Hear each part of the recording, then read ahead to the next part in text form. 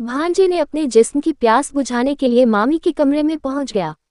कमरे में उसकी मामी और उनकी कुंवारी बेटी बेड पर लेटी हुई। कमरे में अंधेरा था। वह मम्मी और बेटी में अंतर नहीं कर पाया और जाकर कुंवारी बेटी के बगल में लेट गया। मैं मामी की बेटी को मामी समझकर गेम खेलने वाली हरकतें करना शुरू कर दिया। मामी की बेटी गहरी नींद में सोई हुई थी। उसके नाजुक अंगों पर बार बार स्पर्श होने पर वह जाग गई, मगर वह कुछ भी नहीं बोल रही थी क्योंकि बहुत मजा आने लगा था। मामी को समझकर मामी की बेटी को सीने से लगा लिया।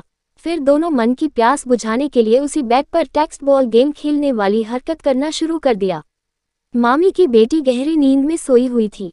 उसके नाजुक अंगों पर बार बार स्पर्श होने पर वह जाग गई, मगर वह कुछ भी नहीं बोल रही थी क्योंकि उसे बहुत मजा आने लगा था। आज मामी को समझकर मामी की बेटी को सीने से लगा लिया। फिर दोनों मन की प्यास बुझाने के लिए उसी बेड पर बॉल गेम खेलने लगे। कॉलेज की छुट्टियां हो गई थी तो भांजा विकास अपने मामा के घर घूमने के लिए आया था।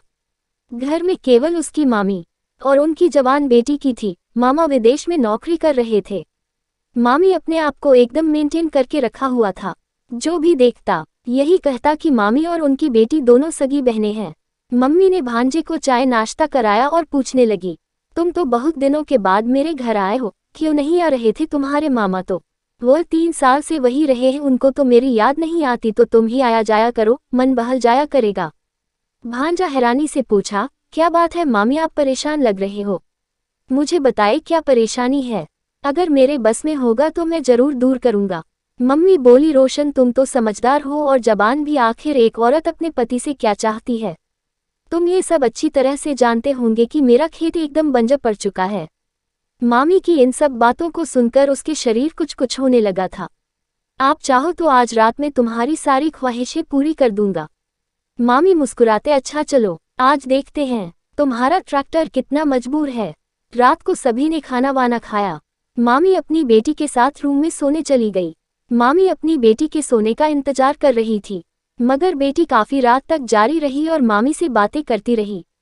अपनी मम्मी का इंतजार करता रहा। जब काफी रात हो गई तो मामी बेटी के सोने का इंतजार करते करते वह खुद सो गई और उनकी बेटी भी सो गई थी। रोशन सोचने लगा कि मामी तो अभी तक आई नहीं, लगता है कि वह मुझसे मजाक कर रही थी। लेकिन भांजा रोशन के शरीर के अंदर काफी उथल पुथल हो रही थी। अंदर की ज्वालामुखी भड़क चुकी थी। उसमें ताव में आकर कि मामी ने मेरे साथ ऐसा मजाक क्यों किया, वह अपने बिस्तर से उठा और मामी के कमरे में पहुंच गया। मम्मी और उनकी बेटी एक जैसी दिखती थी। रोशन उनकी बेटी के बगल में लेटकर हरकतें करना शुरू कर दिया। शरीर में गुदगुदी होने से जवान बेटी जाग गई और पहली बार ऐसा आनंद पाकर शांत होकर मजा लेने लगी। जब उसकी जवानी तूफान मारने लगी तो मैं उससे लिपट गई और दोनों एक बॉल गेम खेलना शुरू कर दिया। जब दोनों अपने चरम सुख पाकर शांत हुए तो भांजा अपने बिस्तर पर सोने चला गया। इधर जब आधी रात को मामी की आंख खुली तो देखा बेटी सो रही है। मामी धीरे से उठकर भांजा रोशन के पास पहुंच गई और भांजे को प्यार करने लगी। तभी भांजे, क्यों, क्या हुआ मामी, अभी मन नहीं भरा क्या? मामी बोली, क्यों, अभी तो आई हूँ। फिर वह कौन था जिसके साथ में अभी वाला गेम खेल